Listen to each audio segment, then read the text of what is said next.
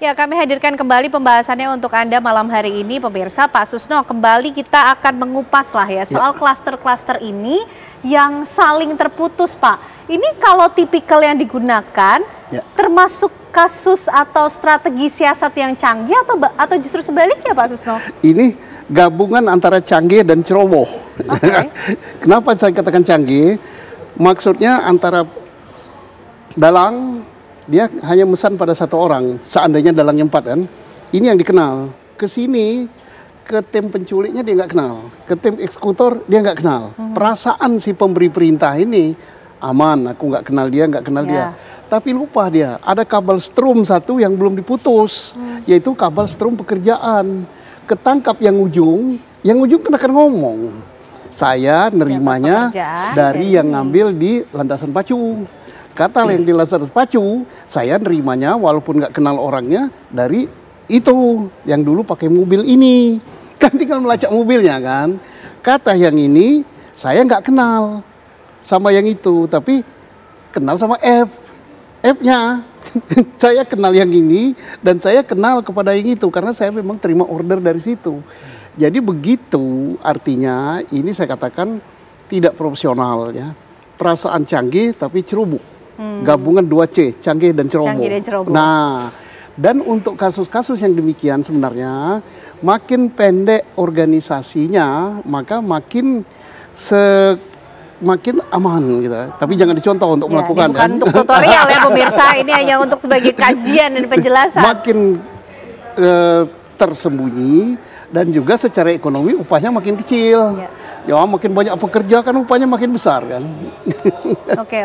Tapi Pak Susno menjawab tadi soal apakah mungkin masih ada aktor besar sebetulnya di balik ini semua yang membuat grand design atas kasus bisa ini? Jadi. Kenapa saya katakan bisa jadi?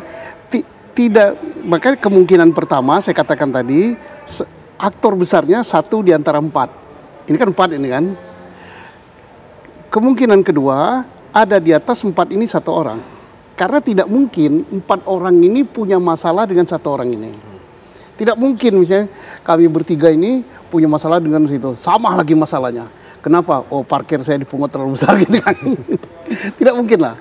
Tetapi bisa saja 4 ini bersahabat, saling menasihati, saling membuat rencana. Karena salah satu sebenarnya yang punya masalah pokok. Tapi kalau 4-4-nya ini punya hal yang sama kepada si korban, saya mungkin tidak. Kalaupun punya masalah yang sama, mungkin cara mengambil penyelesaian masalahnya tidak akan sama. Yang ini mungkin ya saya culik, saya habisi. Yang ini enggak, mungkin mobilnya saja ditabrak gitu pantatnya.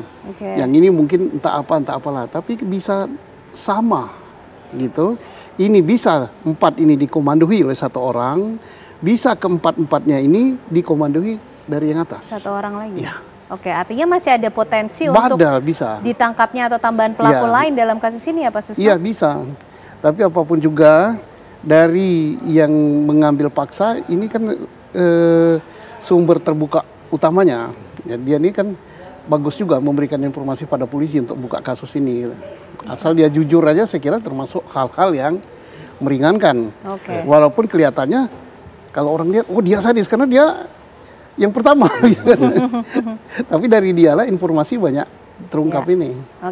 Bang Adrianus, klien Anda nih menjadi sumber terbuka kalau kata Pak Susno ya. Termasuk ketika melakukan porsinya atau perannya tadi, by orders tadi untuk menjemput itu, cuman bertemu dengan F saja ya? Tidak mengenal betul-betul si klaster berikutnya ini? Betul sekali seperti itu. Maka karena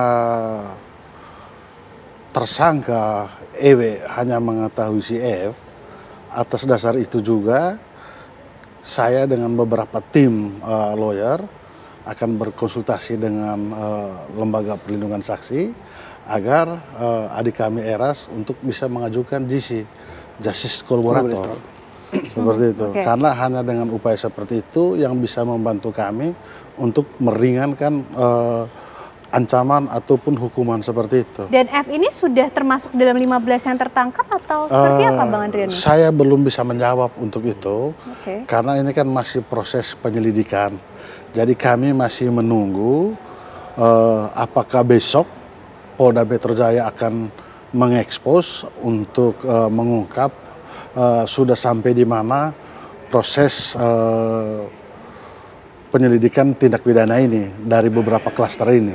Jadi kami berharap dalam waktu yang dekat agar Polda udah segera mengungkap untuk mengekspos, karena tentunya biar kami sebagai pengacara agar bisa mengatur langkah berikutnya bagaimana untuk membela kepentingan klien kami, karena proses penahanan di kepolisian ini kan 20 hari, nanti diperpanjang 40 hari. Seperti itu. Dan sumber order yang diterima oleh klien Anda ini dari F saja ya, Bang, ya, bukan dari pihak lain ya? Terputus di situ. Terputus di situ. Oke, Mas Luki, ini gimana kemudian nanti polisi kira-kira akan bergerak kemana lagi, Mas, untuk mengungkap ini? Ya, tadi juga sudah disampaikan ya bahwa kejahatan ini sebagai kejahatan terstruktur. Maka cirinya dua. Yang pertama bersifat hierarkis, yang kedua memiliki peran-peran masing-masing pihak. Maka cara untuk kemudian mengejarnya juga dua aspek. Apakah kemudian follow the money, tadi disampaikan oleh Bang Adrianus. Bagaimana kemudian aliran dana itu terputus saja di F, atau F kemudian mendapatkan sesuatu dari yang lain, atau jangan-jangan juga empat pihak ini juga mendapatkan dana dari pihak lain dan kemudian mereka delegasikan. Yang kedua adalah yang paling sederhana, adalah follow the line. Follow the line karena ini dilakukan secara terputus dan komunikasi itu sangat mudah kemudian untuk dilakukan penyadapan, maka apa yang kemudian dimiliki oleh para aktor-aktor tersebut itu seharusnya saling terhubung. Meskipun mereka terputus, tapi paling tidak putus yang kemudian klaster A kemudian ke klaster B itu memiliki keterhubungan. Kemudian B kemudian ke C itu memiliki keterhubungan. Bahkan C kemudian ke D itu memiliki keterhubungan. Sehingga jangan-jangan juga keempat klaster inilah yang kemudian terangkai dan menjadikan bagaimana kemudian relasi tersebut atau kemudian tindakan tersebut memiliki satu benang merah, apakah memang unsur dari emosional, transaksional, atau sekedar dari bisnis semata. Oke, jadi dari situ kemudian nanti polisi bisa mengungkap apa yang menjadi motif ya, Mas Luki ya? Oke, Pak Susno, apalagi kemudian bukti-bukti yang biasa digunakan oleh pihak kepolisian untuk mengungkap kasus-kasus seperti ini, Pak? CCTV jelas lah ya, CCTV jelas, HP jelas. Kemudian tadi follow the money, kalau mungkin duit dari pemberi order pertama ditransfer kepada F atau kepada siapa. Nah, kalau kepada yang 4 orang ini cash money kan, dia tidak. Tapi kepada yang paling tidak kepada F dia mungkin transfer karena duitnya besar kan, ke sini dia masih nyalurkan ke sana. Atau kalau yang 4 ini bukan tersangka utama gitu, masih ada otaknya lagi, mungkin dari sini transaksi yang diberikan itu. Nah, dengan demikian itu bisa terlacak semua, apalagi dengan HP-nya yang sudah terungkap. Di HP itu saya yakin ada pembicaraan-pembicaraan dari pemberi order pertama kepada 4 orang ini. Kalau memang ada, kalau ada satu lagi kepada 4 orang ini, dari 4 orang ini kepada si F, dari F juga kepada siapa? Karena F kan kenal salah satu di antara 4 ini. Kemudian mungkin juga dia mengenal juga pada tim penjemput, karena tim penjemput ada yang merintah ini. Jemput di landasan Pacu, nanti kamu bawa ke sana, di sana sudah ada yang terima. F ini peranannya besar sekali, dia kenal yang ini, kenal si penjemput, dan kenal juga eksekutor. Dan kenal juga dia kepada yang 4 ini, karena money-nya tuh dari sini. Jadi kalau dari segi komunikasi, maka F memegang peranan komunikasi ke sini, komunikasi kepada penjemput, komunikasi kepada penerima di landasan Pacu, pasti dia yang ngatur. Dari situ juga dia kepada tim eksekutornya. Oke, Bang Adrianus, klien Anda berarti yang diminta untuk mencari rekan lain ya dalam klaster penculikan ini ya, Bang Adrianus ya? Ya betul. Oke. Jadi itu order yang diterima dari F hanya untuk melakukan penculikan itu saja. Dan setelah itu tidak ada informasi lain terkait dengan apa kasus ini, kemudian siapa yang memberikan perintah. Mereka tidak sampai situ dan tidak punya kemampuan untuk itu. Karena mereka ini hanya pekerja lepas biasa. Kalau kita berbicara sindikat mungkin. Tapi kalau adik-adik kita yang dari timur tidak seperti itu mereka. Mereka bukan profesional yang seperti itu. Bahkan mereka setelah melihat rangkaian peristiwa ini, mereka juga bisa kategori victim. Seperti itu. Bang, tapi mengenal F kan, klien Bang Adrianus? Mengenal. Ini orang yang memiliki power cukup kuatkah? Saya rasa juga tidak ya. Saya rasa juga tidak, hanya kan kalau kita berbicara untuk kenal, ya pasti namanya percaya. Itu pada saat sudah kenal, saya bilang kamu mau nggak ada kerjaan seperti ini? Jadi kadang karena tidak ada kegiatan, tidak ada kerjaan, pada saat ada penawaran pekerjaan yang sifatnya memaksa seperti itu, karena tekanan ekonomi ya terpaksa menerima pekerjaan seperti itu, tapi bukan untuk melakukan tindak pidana seperti itu. Nah makanya sekarang semua ini kan pada menyesal semua sekarang. Itu bahkan secara terbuka Eras memohon maaf, sudah menyesal semua dia punya perbuatan. Bahkan yang paling terpukul sekarang adalah orang tuanya. Itu sampai mamanya sakit, bapaknya sakit. Karena pemberitaan awal itu kan sepertinya mendesain bahwa anaknya mereka ini ternyata pembunuh. Padahal bukan. Artinya setelah polisi bergerak cepat, akhirnya mengungkaplah siapa pelaku lain apapun semua. Jadi kami mengapresiasi. Tapi sampai sekarang orang tua dari tersangka Eras ini betul-betul shock dan ibunya masih sakit. Oke, baik. Gitu. Mas Luki, ini teka-teki ya, kita masih belum tahu apakah F termasuk dari 15 yang sudah ditangkap oleh kepolisian atau tidak. Tapi kalau melihat kemudian dia menjadi penghubung antar klaster, mungkinkah juga dia yang menjadi otak Mas dari ini? Atau kemudian ada di klaster mana yang mungkin menjadi otak? Ya tentu maka kita harus bisa lihat bagaimana kemudian peran F ini sebagai fasilitator saat kemudian dia berperan tidak hanya kemudian kepada pimpinan yang di atasnya atau pemberi order tersebut, sampai kemudian kepada pihak-pihak yang ada di bawahnya. Maka saat kemudian kita berbicara mengenai hal ini, sejauh mana follow the line tersebut bisa menyambung-nyambung peran masing-masing pihak. Jadi follow the line tidak hanya kemudian ditafsirkan jaringan tersebut, tapi sejauh mana komunikasi-komunikasi tersebut berada. Yang kedua adalah sejauh mana pula interaksi dari konteks apakah kemudian inner circle atau kemudian dalam konteks keluarga atau kan dalam konteks bisnis yang diketahui oleh F saat kemudian ini menjadikan diri korban itu sebagai target dari sasaran. Yang keempat yang bisa kita lihat adalah bagaimana kemudian diri korban itu seharusnya bisa mengalami intimidasi pertama. Jadi saat kemudian diciptakanlah unsur fear of crime, seharusnya mungkin ya dari konteks tadi juga sampaikan Bang Andian, ini hanya memberikan dalam tanda kutip gitu takut-takut tertentu atau kemudian ada unsur tertentu sehingga korban itu diculik.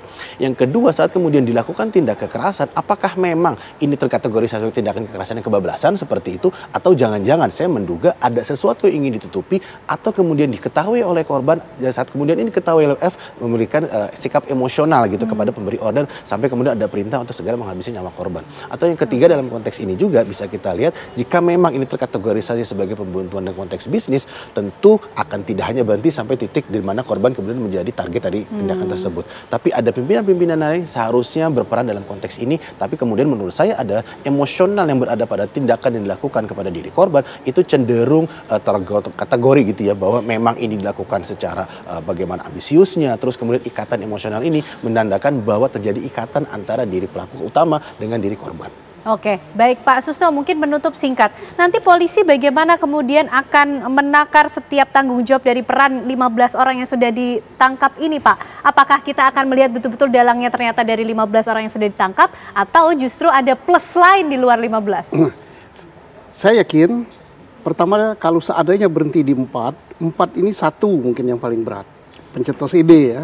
Tetapi yang 3 di antara 4 ini, dia tidak begitu jauh dengan sini perannya. Nah, kembali kepada berikut yang berat berikut adalah F. Dia termasuk bagian dari pembunuhan yang direncanakan, penculikan dan pembunuhan direncanakan. Nah, yang paling ujung juga berat karena dia melakukan peristiwa pembunuhan. Walaupun posisinya di ujung, dialah ya ngabisi nyawa ini. Tetap lebih berat, tetapi dia bukan otak dari ini. Nah, yang paling ringan walaupun kelihatannya paling seru, yang apa namanya, yang ambil orang ini. Kalau dia hanya tahu dapat order ambil orang itu, kamu dapat duit sekian. Tapi asalkan dia tidak tahu ambil orang itu nanti akan dibunuh, tapi yang bunuhnya bukan kamu, itu urusan orang lain. Berarti dia tahu bahwa ini untuk pembunuhan. Tapi kalau dia nggak tahu, ya namanya orang perlu duit, dikasih jemput orang, paling-paling nanti saya ditangkap polisi, dihukum sekian hari gitu kan. Tapi dapatnya sekian juta. Dia tahu bahwa itu pidana, maksa orang itu pidana, tapi bukan culik, mungkin mengambil paksa dan sebagainya. Nah, jadi yang paling berat satu di antara 4, baru F, baru yang ngabisi nyawa, baru yang ini. Dan ini nanti bisa saja dia minta DC ke LPSK ya. Tapi tergantung LPSK menerima apa tidak. Oke, baik, tentu kita masih tunggu bagaimana polisi bekerja dan menguak apa sebetulnya yang menjadi motif dibalik motif dari ini semua. Motif dari ini semua ini yang menjadi misteri terbesar sebetulnya ya Pak ya. Terima kasih Bapak-bapak semuanya, Pak Susno, Bang Adrianus, Mas Luki. Terima kasih atas diskusi yang luar biasa malam hari ini. Sehat selalu semuanya.